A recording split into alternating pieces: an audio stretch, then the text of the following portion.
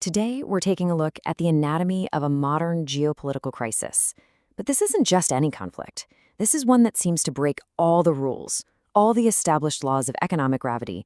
And by doing that, it really pulls back the curtain on the stark realities of power and who your friends really are in the 21st century.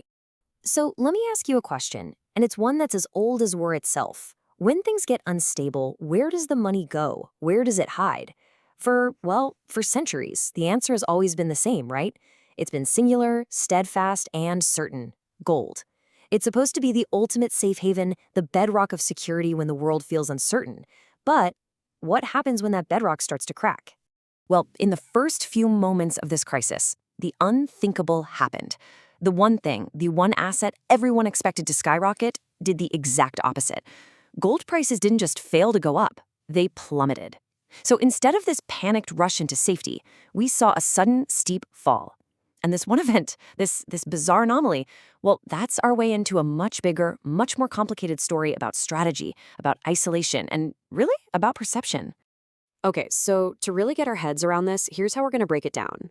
We'll start with that puzzle, the golden paradox. Then we'll look at the economic ripples this conflict sent out. We'll touch on a pretty surprising story of, let's call it strategic compassion. After that, we'll get into the real geopolitics, the alliance equation, a look at one nation's very lonely position, and finally, we'll explore what the most likely way out of this whole thing looks like, the diplomatic off-ramp. All right, so first up, let's tackle this central mystery head-on. Why? Why did the world's ultimate safety net, an asset that people have trusted for literally thousands of years, just fail? Why did it fall short at the exact moment it was needed most?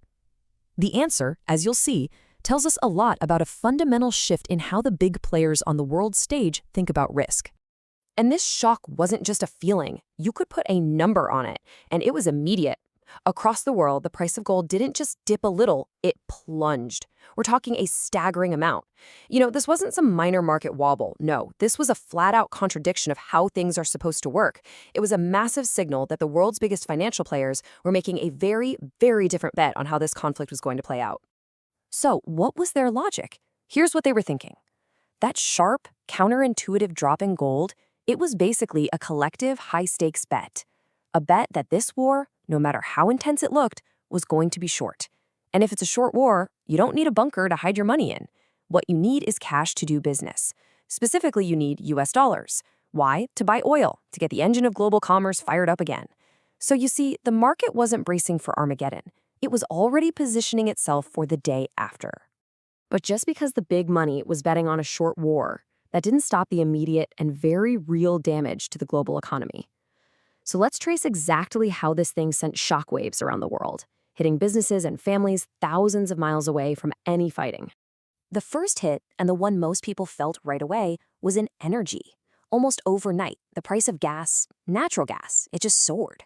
For you and me, that means immediate, unavoidable pain every time you fill up your car.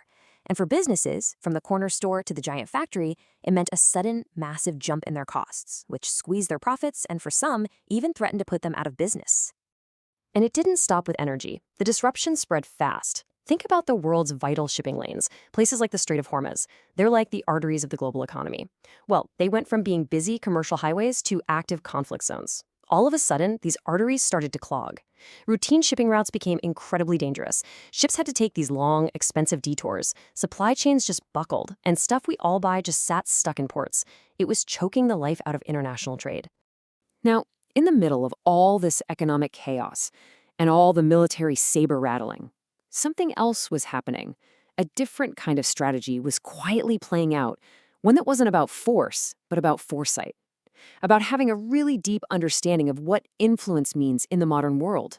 As the tension ramped up, the skies over the Middle East basically shut down. Airspace closed, flights were grounded, and that left more than 20,000 international tourists stuck, stranded in the United Arab Emirates. Think about that. These were basically refugees of the conflict, caught in a crisis they had nothing to do with, a long, long way from home. And the UAE's response to this? It was pretty remarkable. The government put out an emergency order. Every single hotel had to take care of these stranded tourists, food, lodging, everything, on the government's dime until they could get home safely. But here's the thing, this wasn't just about being nice. This was a very smart, very calculated move. It's what we call an investment in soft power. Influencing people through attraction, not force. While everyone else was showing off their military hardware, the UAE was projecting an image of stability, of generosity, of safety. It was a huge investment in their global brand, one that would almost certainly pay off big time down the road. Okay, so let's shift gears now. Let's move from the economic and social fallout and get right to the heart of this thing, the geopolitics, the power structure that really defines this whole conflict and ultimately decides how it's going to end. There's a term military strategists use for a situation like this. They call it an asymmetric conflict. And it perfectly describes what we're looking at here.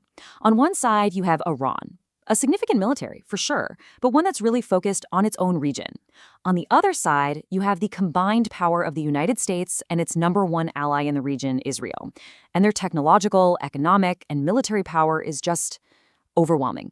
The difference in strength is just immense, and that fact shapes every single decision that gets made. So when you're facing that kind of overwhelming power difference, your survival, it really comes down to your friends, right? It depends on how strong and reliable your allies are. But how reliable are they, really, when the chips are down? Well, if you take a hard, honest look at Iran's two biggest partners, China and Russia, a pretty stark picture emerges. Sure, publicly they both called for calm, they expressed their concern, but their real priorities, they're somewhere else entirely. When you dig into what really drives their national interests, you realize that them getting involved militarily isn't just unlikely, it would actually be a terrible move for them. Let's take China first. For them, it's all about what's happening at home. They're dealing with a sluggish economy, a massive and getting worse crisis in their real estate market, and a lot of internal political maneuvering. So for Beijing, the number one absolute priority is keeping things stable inside their own borders. Getting tangled up in some faraway, unpredictable war, it offers them basically nothing and puts their own shaky economy at huge risk. Now, Russia's situation, it's even more complicated. It's actually kind of a paradox. First off, there's no treaty that says Russia has to defend Iran. Second, their military is already stretched incredibly thin, bogged down in that long, expensive war in Ukraine. But here's the kicker, and this is the most important part. Russia actually makes money from this conflict. This crisis makes oil prices go up, which is great for the Russian economy. And when things get disrupted in the Persian Gulf, it opens up new markets for Russian oil and gas. So for Russia, their allies' crisis is actually a pretty profitable business opportunity. So where does that leave us? The conclusion you just can't escape is that Iran is profoundly and dangerously isolated. You see, in the world of geopolitics, all those nice words about friendship and brotherhood, they don't mean much when the fighting starts. The only thing that really matters is cold, hard national interest. And when you measure it that way, Iran was completely, utterly alone. And it's when you understand just how alone they are that the threats coming from the United States hit with so much force. The talk of a campaign lasting 4 to 5 weeks, and especially mentioning the possibility of putting boots on the ground, well, that just raises the stakes to a whole new level. It changes us from a potential limited airstrike into something much, much bigger, something existential.